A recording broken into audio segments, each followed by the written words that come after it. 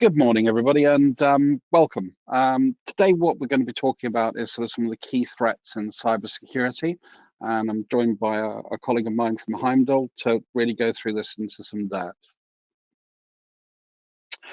If you've got any questions during the webinar, please use the chat function, again indicated on the slide here, and we'll be doing a Q&A session towards the end of the webinar. So we really want to get your feedback, we really want to get your views on this.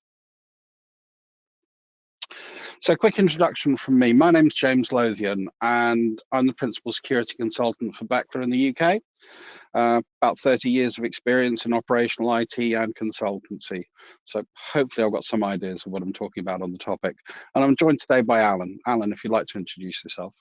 Hello, everybody. I have absolutely no idea what I'm talking about, but that's nothing new. I'm Alan Case. I'm the Channel Sales Manager at Heimdal, heading up the UK channel.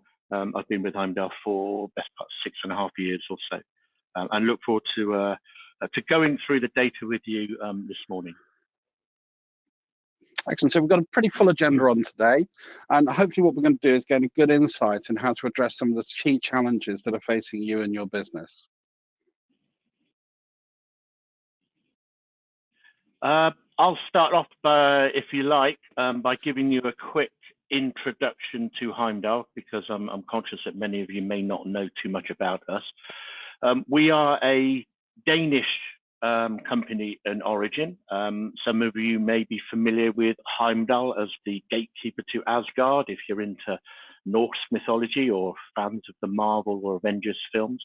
That's kind of alluding to the our past is coming out of Copenhagen, where our head office is. We were formed back in 2014, and we were formed by two guys who were at that time the world hacking champions. Many of you may be aware of the fact that every year there's a DEF CON hacking convention out in Las Vegas. And in that convention, there's a Capture the Flag World Championships. Two guys won it 2 years on the trot in 2012 and then 2013. In 2014, they formed the company.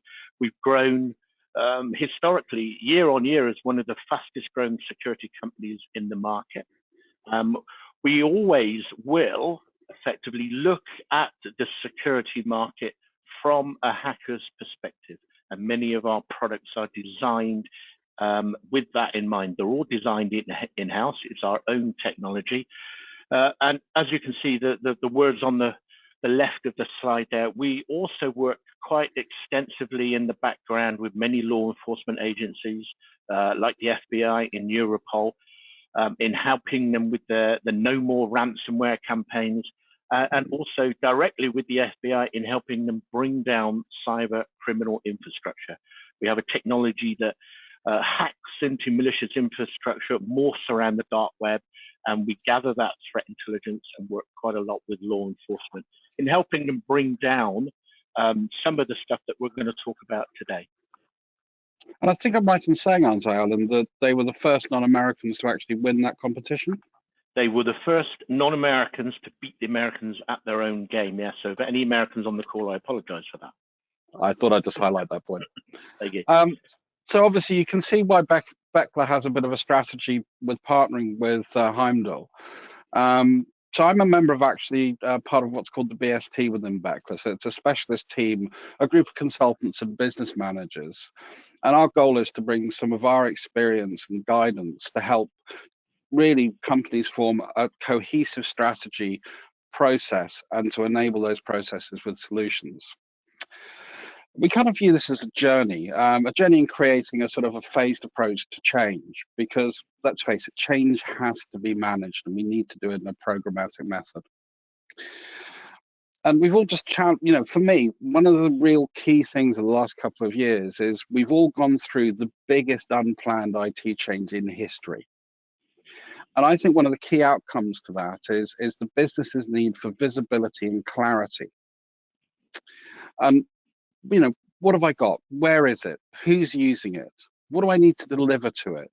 And how can I secure it? These are all good questions for businesses to be asking themselves.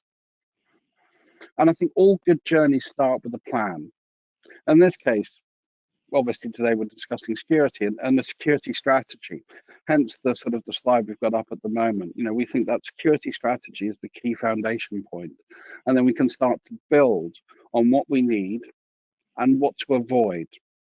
And we're tackling, you know, rather than tackling problems in isolation, we want to really go through this concept of a journey. And some of the challenges facing us today are things like, you know, the challenge of remote working. The users need to access applications, services, and data within and within the firewall and outside the firewall.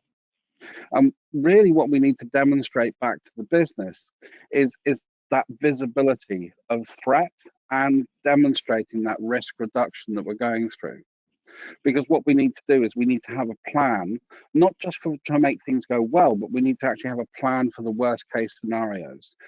And that plan needs to be tested. And I think one of the main questions that comes up every time I've been involved in helping companies go through ransomware attacks or other forms of breaches, the first question the business asks is how long? And I think that's one of the key things. If you don't take anything away from what I say today, take that point on board. Thank you, James. SMEs then, excuse me, SME businesses are really the backbone of the UK's economy. Okay, the World Bank estimates that SMEs represent 90% of global companies and 50% of worldwide employment. They also account for 40% of GDP with the emerging economies and a total of 7 out of 10 jobs. This makes this segment one of the most attractive to the cyber criminal as well. The Ponemon Institute recently conducted a study that said 70% of worldwide SMEs have witnessed a cyber attack in the past 24 months, of which 50% admit to not having the knowledge in-house to deal with the event. Cybersecurity is important. Why? It's important because of the data. Regardless of the size of the company, the size of your company, Oxford University conducted a study and announced 57 different ways that a cyber attack can have an effect on the business, 57. And they categorized them, as you can see on the screen there, basically physical, economic, psychological, reputational, and social. Just imagine the effect to your brand if you're hit by a cyber attack, if your business is down for weeks on end, and the psychological effect it can have on their staff members, particularly perhaps those who own you know, the IT as their part of their job. The reality, sadly, is that the rate of cyber attacks and malware propagation is not showing any signs of slowing down. AV-Test, an independent organization that we all adhere to, they estimate the growth rate is set to 80% year on year, 80%. And scammers are still leveraging the pandemic as the main topic with fake banners, emails, texts, etc., mimicking people like the World Health Organization, government officials, and you know, this really took off in 2020 and has continued.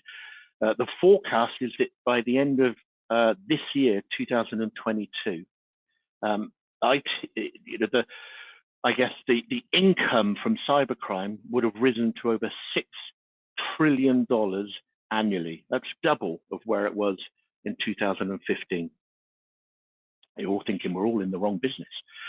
We're now seeing SMEs becoming perhaps the more appealing targets of cyber attacks as well, in that they've got the same type of IT infrastructure, but generally in-house they'll have less experience, less training, less tools to deal with an attack, and certainly less financial resources also, making them again the more likely to engage directly with the attackers to recover their data. According to a Verizon report, it was a 2020 data impact breach report, 43% of the breaches impacted SMEs, of which 27% of the companies did not have any cybersecurity protection other than a standard reactive antivirus that we're all familiar with.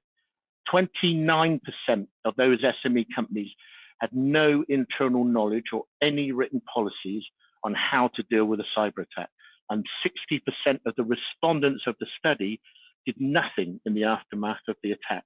Many organizations still, even today, just don't take cyber security seriously enough. Excuse me.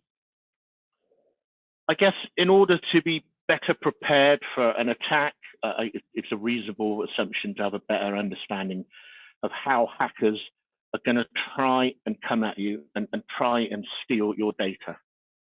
Although what you're seeing on the list now, hopefully, is not a definitive list of every type of cyber threat. It is what we're seeing from our standpoint, the most common types of malware: ransomware, Trojans, worms, spyware, and good old-fashioned viruses. So let's read the quote, shall we? Ransomware, what is it? Well, if you look it up in the dictionary, it's a sophisticated piece of malware that takes the victim's file hostage, claiming to restore them only if they pay a ransom. Emphasis on the word claiming. What we have seen, again, in recent years, is that even businesses that pay the ransom don't get their data back. It's a common trait. Here's some stats, if you like. Let's look at it a bit more in depth. Experts predict there'll be a ransomware attack every 11 seconds this year. That comes from Cybercrime magazine. So according to Cybercrime magazines and other industry predictions, almost 6 ransomware attacks will occur every minute in 2022. This is a significant increase on 1 attack every 40 seconds back in 2016, and it was every 14 seconds in 2009. Okay, so every 11 seconds. The cost, the global cost to the economy. Again, Cybercrime magazine, out of all the different forms of cybercrime, and there are many, ransomware is still the fastest growing by far. Okay, closely followed by the likes of business email compromise, to be honest with you. In 2021, the total ransomware costs associated with recovering your data exceeded $20 billion, 57 more times than what we saw in 2015.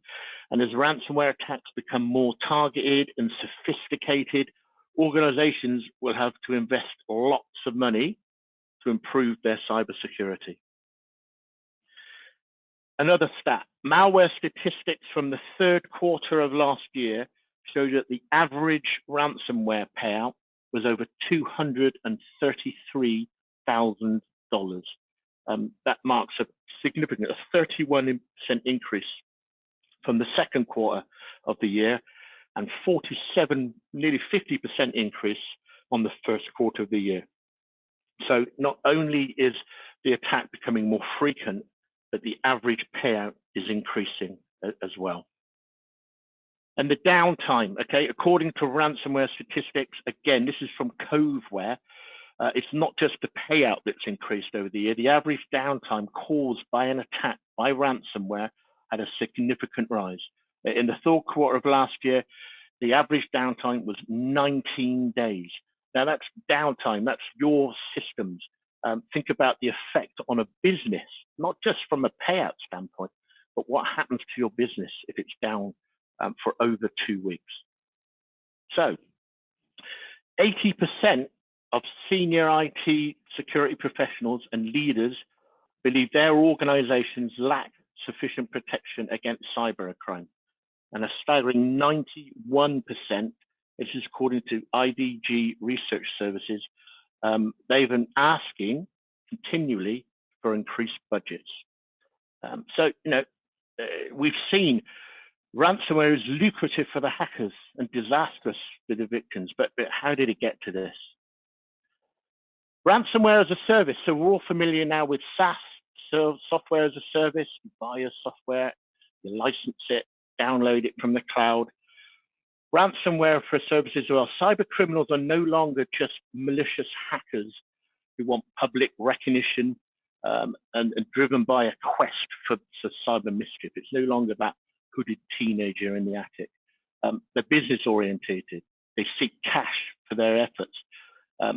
Ransomware is not only here to stay, but it's evolving. These are businesses, some in the Far East, some out of Russia. They have technical support. They have customer service managers. They're multi-million-pound businesses. So, what is ransomware as a service, or RAS? It's what happens when a malicious actor stops thinking like a virtual highwayman and starts acting more like a businessman. The ransomware-as-a-service business model relies on an operator, a RAS operator, a person or a company that sells or rents malware to interested parties. The operator will purchase malware items from peddlers, or that they incubate it in-house, they develop it in-house, and they have a model, and then they sell that model to any interested parties or affiliates, we call them. And the affiliates then in turn carry out the attacks, and then the whole business splits the ransom as per the model. In general, we see RAS operators will make between 10 to 30% of the profit, which essentially is the ransom that's paid. The affiliates can make up to 70%. So although young compared to the rest of the software as a service industry, RAS was seen as begun to get traction, especially among the kind of hit and run community. People with limited technical knowledge, but with the willingness to prey on vulnerable users, particularly relevant and prevalent through the pandemic. In a nutshell, a RAS type business will sell or rent out compact, easy to deploy, scalable malware kits to individuals or groups who simply want to stage a cyber attack. So let's have a look at some of the most notorious strains and some that use this model.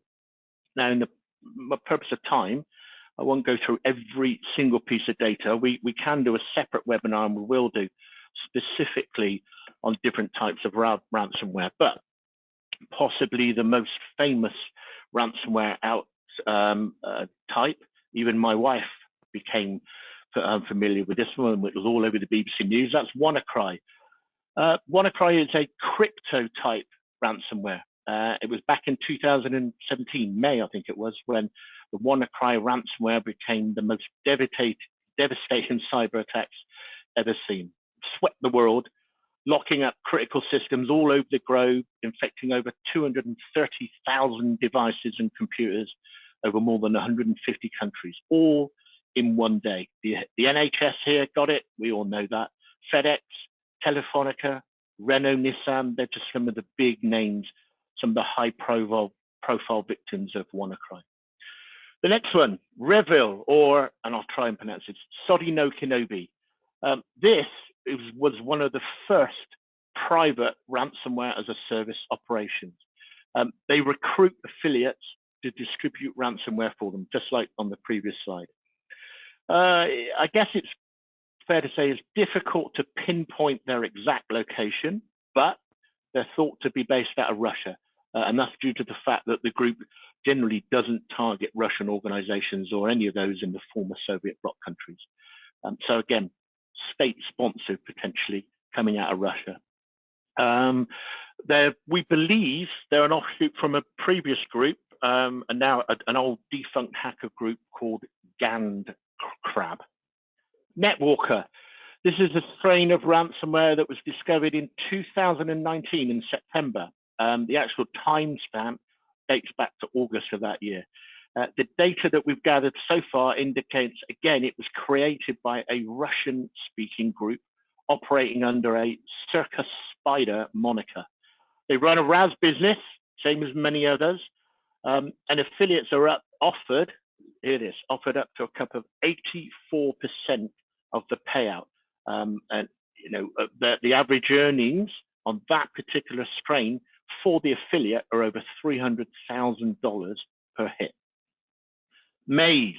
Now I remember this very well because of the particular nastiness of this ransomware strain. Previously called Cha-Cha ransomware, and it was discovered first in early 2019, May again. The aim of the ransomware overall was to encrypt and exfiltrate as much data and then ask for a ransom to recover it. But what was particularly nasty about Maze is that they then release the data to the public. They sell valuable information to the dark market, contacts, news outlets, stock exchange, clients, your partners. So they give you a time stamp to pay your ransom. If you didn't pay your ransom, they released your data that they'd stolen from you. I think the average time scale, if you were under attack from Maze, was anywhere up to 21 weeks that it sat dormant on your devices, collecting your data, collecting your intellectual property, and then publishing it. Petya, or also known as NotPetya. This was just, when it first came out, was just considered another piece of ransomware, but there's a bit of an unusual twist in how it encrypted files. It actually asked the victim for admin permission, then it rebooted your machine. Once that happened, it encrypted your master boot record and basically not encrypting the files, but actually rendering the whole device useless so that you couldn't log in. Dharma, this is interesting. This is dubbed the SME, or the small to medium business ransomware. It was back in December 2020 when overall the average ransomware demand was over $200,000 in the industry, but the average Dharma ransomware demand was only $8,620. That's not a mistake, it's actual $8,620. It remains one of the most profitable ransomware strains. It still operates a ransomware-as-a-service model, and it uses a complicated two-stage decryption process that partitions the affiliate actors from the actual decryption process, so you can't find out where they are. But the fact that it actually targets small, medium businesses and gives the option to either have your business offline for 3 or 4 weeks, or you just pay, what's that, essentially £8,000. The actual pay rate was extremely high. And then finally, eGregor earned its destructive reputation after the group successfully breached the Barnes & Noble book and game developers, and also game developers called Ubisoft in 2020. Very similar to Maze ransomware. So there's some overall types of different strains of ransomware. Outside of ransomware brings me to the next, I guess, type of cyber threat on the list, the most common type of social engineering attack, and that's phishing. This refers to the process of gathering users' confidential information, login credentials, passwords, credit card information. Generally, attacks are conducted by what appears to be a legitimate website, such as Amazon or Facebook, where they copy and mimic those sites, and they do it so well, and it's so easy to use. You go there, you don't really realize it's a claim website. You put your credentials in, and then the hacker has them. Password-based attacks. This is where the hacker will try to gain access to your accounts by simply guessing your passwords. And we've got some of the types of password attacks listed on the screen. Brute force attacks, that's a systematic password attempt. Dictionary attacks, again, kind of as it says on the tin to some degree, they simply use every word in a dictionary to guess your password. And then a key logger.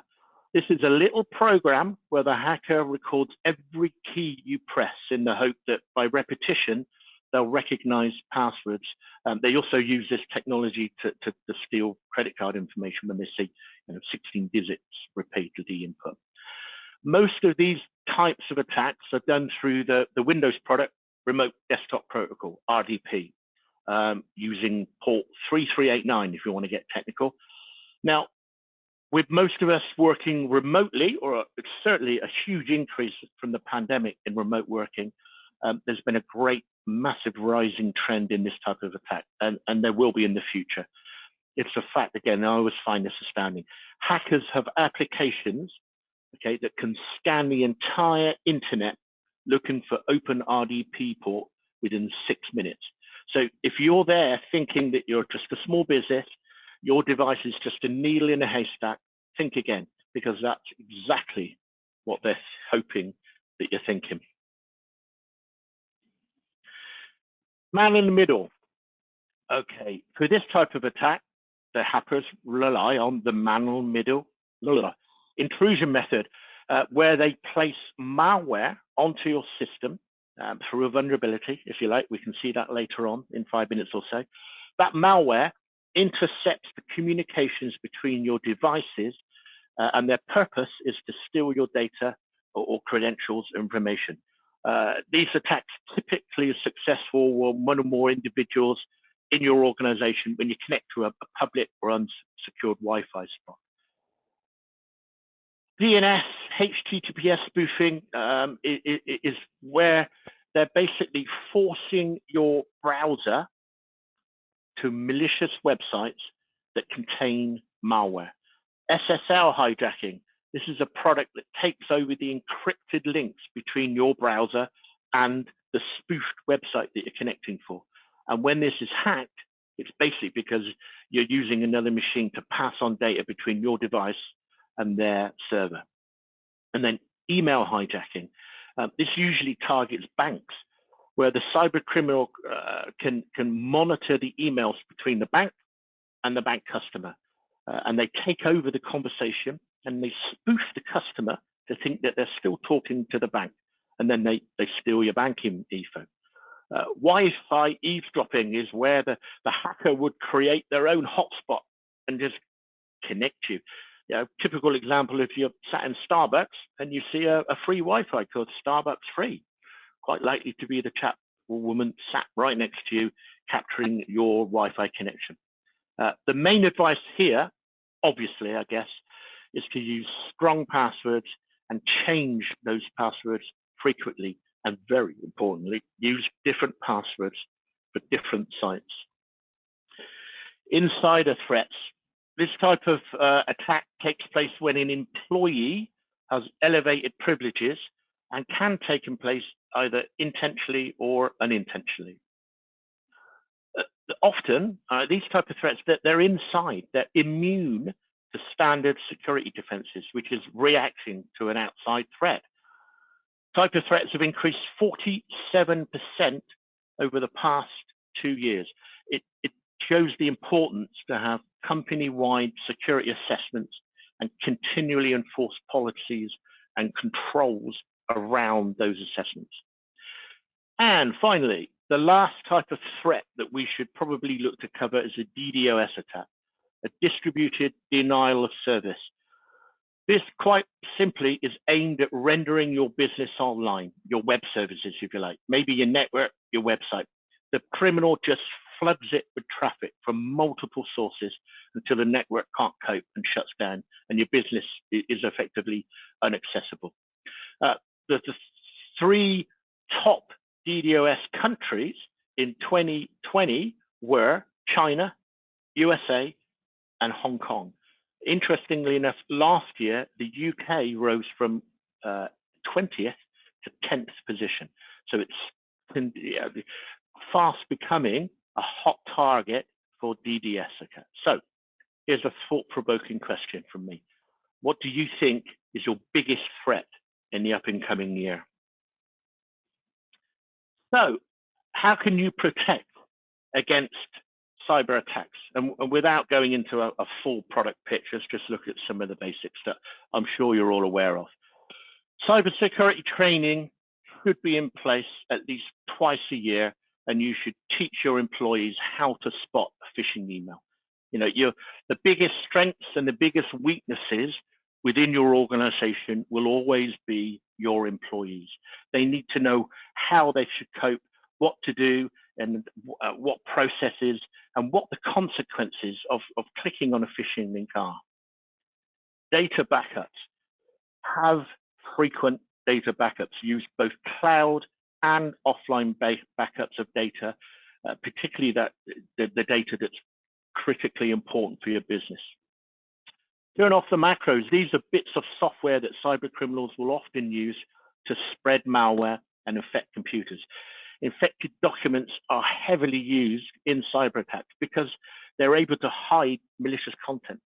Okay, that's where the cyber criminal will hide, and it just looks perfectly natural to the user, to the criminal, to the victim.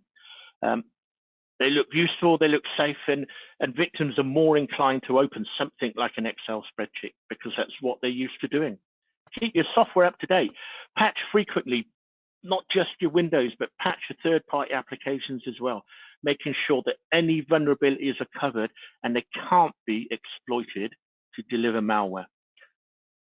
And use strong passwords and two-factor authentication. Rule number one for you and all your employees: do not use the same password for different accounts. Okay, ensure that your users' business passwords are not used on their Gmail or their Facebook accounts, because they'll steal that, and they'll I guess easily steal a Gmail account more easily, and then they have that password to effectively hit through the RDP port and remotely access you. And then finally, use strong cybersecurity tools. Reactive antivirus isn't enough. Look at DNS and HTTP and HTTPS filtering, both at the endpoint and the network level, and where you can, automate your patching process so that the hackers cannot exploit unpatched applications as their entry points. Okay, one more slide from me. How can we help? And this is the product pitch, and I apologize for it. Ransomware attacks, I hope what we've kind of tried to demonstrate is that they leave no organization behind, regardless of industry, vertical, size, and looking at the trend, it's without a doubt that such attacks become even more frequent than what we've seen before, which means that organizations and home users alike will always be vulnerable. All things considered, try to do everything you can to avoid becoming that next ransomware attack case study, if you like. Check out our threat prevention suite, which proactively offers DNS, HTTP, and HTTPS filtering on the endpoint, but also at the perimeter. And on top of that, we have automated patch management modules, which can help your organization fix your software vulnerabilities, help you achieve compliance if you're going for cybersecurity awareness compliance, and uniquely help you as an additional layer of protection, stop ransomware, APTs, data leaks, exploits, as well as deliver custom software and patches. James, I'll hand back to you to finalize. Thanks, Alan. Really good session. Really appreciate that. And I think, that's really sort of highlighting some of the points we made at the beginning of the session. And I think, there are some things we want to bear in mind. I mean, part of what's being really advised at the moment by the National Cybersecurity in light of current events in Europe is we need to strengthen our borders. We need to make sure we've got knowledge. And going back to that point, which I think Alan beautifully articulated, is have a plan. Don't just rely that you're going to fly under the radar, because this is a mass data gathering process that these organizations are doing. And even if you have, the worst case scenario, you have an attack, bear in mind that one of the key goals of these organizations, if they're successful in one attack, they're going to leave the foundations to then pursue for a second attack. And I've seen this again in a number of clients within Bechtle. We've got a pretty good record at the moment in helping customers that have had these kind of problems stand their organizations up. And generally we're sort of rocking around the 7 to 10 days. But one of the key educational points that comes out of this is have those relationships in place. Know where you're going to go to get help, and have the tools, the strategy, and the plan to be able to deliver an effective solution back to the business, because it is the worst thing in the world. I hate getting called at sort of like 7 o'clock in the morning by a customer saying, what the heck do I do? And I'd much prefer that we've got a clear plan in place. We know what those actions are going to be, and we can take those actions in an effective manner. What I'd like to do now is find out if we've got any questions from the audience on any of the points that have been raised today. And I'm more than happy, to help answer those along with Alan and some of our other panelists.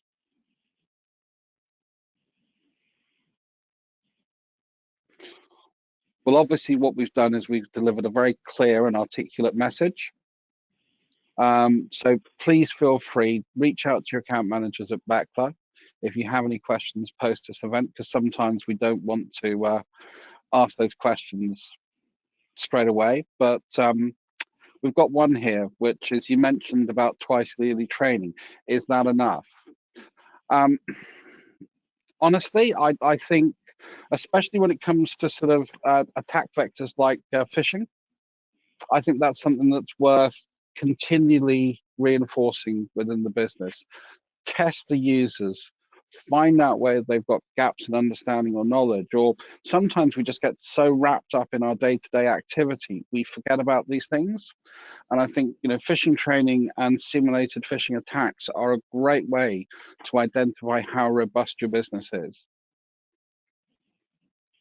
So thank you for that question.